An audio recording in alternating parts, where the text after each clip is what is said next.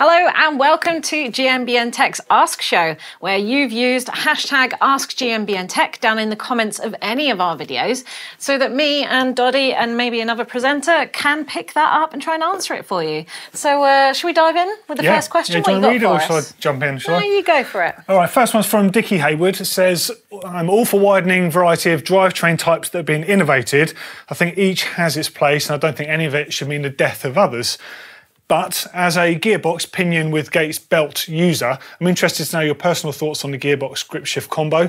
It's a blocker for many. I prefer it, blah, blah, blah. I've never run a mech with it. To be honest, I've got mixed feelings on it. I've run a lot of the earlier pinion gearboxes, in fact, with that twist shifter that had the two cables exiting it. FE gears, Kindene, various different ones. And I've had kind of little issues with a lot of them, with cables breaking and things like that, which I found a bit annoying. But I've always loved the idea, and secretly I've wanted to build like the ultimate winter bike, which for where I ride, just for the foulest months, would have a belt drive, like it would have the Gates belt, it would have pinion on there probably, and probably even be a hardtail, to be honest, for local conditions, and have mud tyres on it. But yeah, never really got there. But with the grip shift style shifter that Pinion have had, I think that's kind of the weakness. Like it's got a fair bit of throw in it, but more importantly, for where I would want to ride it, wet gloves, muddy gloves, and traction, that becomes the bigger issue. I don't have an issue with it other than that, to be honest. People don't like it because they're like, oh, you might change gear accidentally. It's like, you just adapt, I think. Yeah, I mean, I've used one on a pre-production Deviate guide, like way back in the day, so one of the earlier pinions, and I do dump gears a lot, and I find that you have to go in for like two revs to get that, and also I was never on board with the whole you have to stop pedalling in order to change gear vibe. But yeah, I guess it has its place, but I'm not on board with it, I would say. Yeah, it's coming, and I think more people will like it, but it's also a big financial commitment as well, compared to just derailleurs and stuff. Agreed. So Harrison Crow says, my shifter broke and has no engagement and doesn't shift. What should I do? I mean, it's always hard to diagnose without looking at it, but there's a couple of things you can do.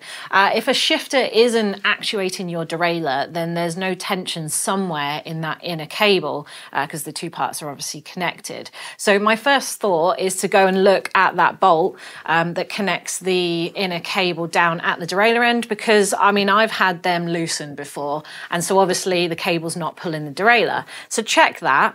If it is tightened up, what you might want to do is loosen it, hold on to that cable and actuate the shifter and see if it is actually moving, if you've got any movement, because if there isn't, then it must be broken somewhere. There must be, maybe the ferrule end has popped off, for example, in the shifter. So you might need to do a little bit of detective work.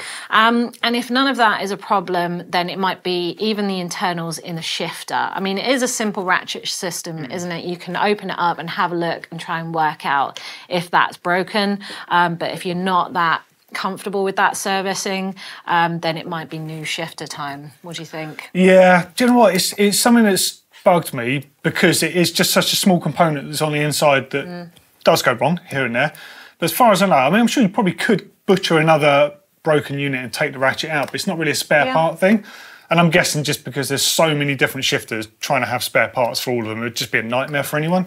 Yeah. But, yeah, it would be nice if everything used a similar system. Yep.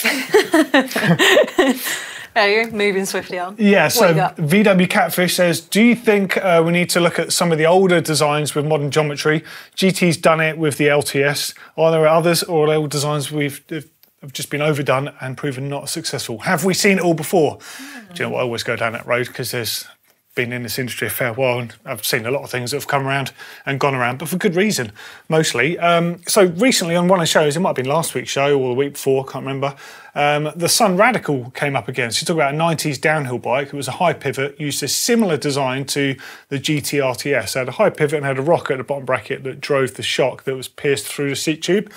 And a British company, in fact, a Cornish company called Cycles, basically, they loved that bike back in the day, but never got to ride one themselves. And as fabricators, they're like, cool, let's just make a modern version because it worked. And they've made this one you can see on screen. And actually, Paul Aston, an independent reviewer, I guess you could call him. He's kind of gone a step further with a later edition of one of those bikes because it did work so well, the Radical Plus, and he's had someone make for him a brand new version with, I think, maybe a mixed wheel setup and various other stuff. I'm sure you can check his handle out. In fact, his handle's just on the screen there. Go and check it out on his page. But it looks pretty cool. But both of those bikes, essentially, were using a high pivot with that rocker design driving the shot, which is great. But with a lot of those designs and a lot of the experimental designs in the older days, they were great, but they did have a compromise. And I guess you could say that the low pivot and a 4-bar design is probably the least compromising system, which is why most manufacturers use it, because it's kind of gives the best in most scenarios. I'm not suggesting it's the best in any particular situation, but it's probably why it's widely adopted. And in fact, if you look at most modern suspension bikes out there, in fact, I'm not saying most, that's bad, many suspension bikes these days will still have a 4-bar design, whether it's the classic, just got the linkage down by the seat stay, or even bikes like the VPP design. That's classed as a 4-bar because it still has that pivot between the main pivot and the rear axle. I think you probably find more bikes at a 4-bar than less. So I guess we kind of have seen it all before. We're just refining stuff. I think a lot of brands thought that the 4-bar was just easier to carry over to different genres as well. Absolutely, whereas high pivot is very downhill-y, enduro-y. Well, yeah. And that's another platform that we did see resurge, like an old suspension come back. And I probably would blame the lack of front derailleur for that, because we could start moving links around there. So it has happened. We have revisited old platforms. Do you know, that's a really interesting point that we'll pick up another time. There used to be a time when literally anyone would throw any design at the wall, see what stuck. And as a result, you'd get some manufacturers that would have maybe a cross-country bike, a bigger travel bike and a downer bike, and they'd all have completely different suspension designs. And as a consumer, you'd be like, can't you make your mind up? Yeah. So I guess that's why you see, let's just say Trek, they've got a similar suspension platform on most of their bikes, except for that weird hardtail, softtail. Yeah, the thing. super caliber, fragilistic, that one. MI Hat Level, or My Hat Level, says, can unused tyre sealant expire in the bottle? If it does, how long is it good for? There's a couple of things that are dependent here. Obviously, not all sealants are made the same. Some are heavily latex-based, which means latex does have a shorter shelf life than some of the wetter ones, I would say. We did ask Peters, who said that they don't have a shelf life. It should be endless as long as you keep it sealed up. Because the problem is it coming in contact with oxygen, and you know, the air will start to solidify it. So as long as it's sealed up, it's all good. And that's why it does kind of have a shelf life in your tyre, because it's getting contaminated, it's amidst the air, and it does start to coagulate a little bit. So yeah, the answer is it depends, but try and treat it like a sack of potatoes, I think you've said before, is try and keep it covered up and keep it in dark places to try and increase that life. Yeah, not a hot windowsill, that's for sure. Yeah. Van Neary says, internal cable routing do's and don'ts. Oh, that old chestnut. All right, well, firstly, never remove any internal cables if you don't have to. Never remove them without checking everything first, because some frames are very simplistic and others are an absolute pain in the backside, especially any of those ones that have an internal routing where it goes somehow from that bottom bracket unit and into the tiniest hole known to mankind in the back end of the bike, and then curving some unnatural curves and out again, because you'll just end up swearing and just having the worst day. So depending on the frame that you have, you can get a bunch of tools on the market. Parks do their internal routing kit, which if you have a problematic frame will genuinely help you, and I can't recommend it enough if you do have one of those frames. The other option is the little RockShox red tool. It's kind of got a thread on both sides, and they supply it with their stealth reverb post, and the idea is you use your old hose to pull the new one through, which is great, but don't rely on it pulling it through, because if you have got that twisty routing I was talking about, you'll just pull it out and you're stuck with nothing in the frame. Park also make a version of that same tool, by the way, so if you don't have a RockShox post with it, you can still buy that aftermarket. Yeah, I'd just be mindful, especially of the junction with the rear triangle. I've had some bikes recently I've worked on that have just been, in fact, I had to take the pivot off one bike to swing the back end up enough to actually get the hose through there, and it took a long time. So sense check everything, basically, and stay calm, because it could go wrong, and when it does, you'll lose it. So just chill out and it'll be all right. Yeah, I did this with the Scout yesterday, actually. And a word of warning is that if you've got little ferrules that it needs to go in and out of, make sure you thread your first thing, your guide, through that first before you bring your hose. Otherwise, you're going to have to do it twice. Yeah. Learn from my mistake. Forever a nightmare, I think.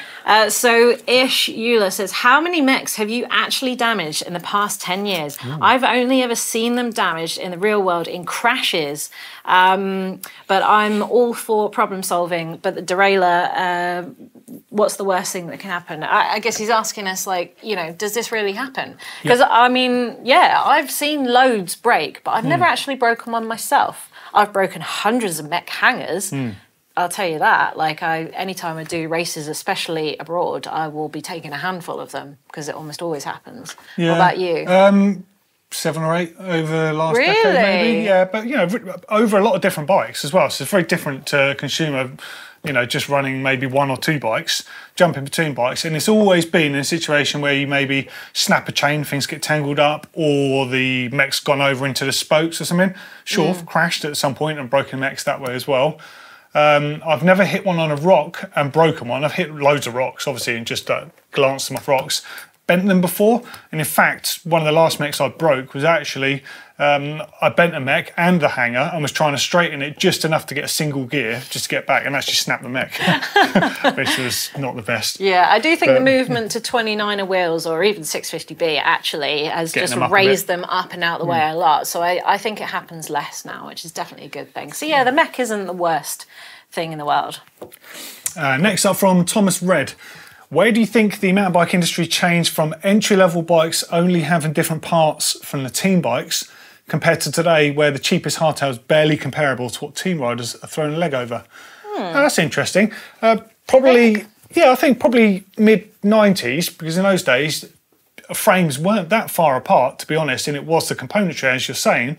So, you know, you'd go to a race, or I'd go to a race, and I'd have the bare bones bike with, like, 400 LX on it in the team races or an XTR, basically. So it kind of felt achievable that you were on a similar bike. But I guess when things like metal matrix composite, titanium, carbon, and other experimental materials came in, they had the team races on them because they were too expensive to just sell immediately to the public and had to know that they worked. So they started doing that. And I'd say a brand like Rally might have been, in the UK terms, one of the earlier brands to differentiate between sort of the consumer and the pro level bikes by having their Dynatech, which were metal matrix, I think, with carbon. You used to have bonded lugs.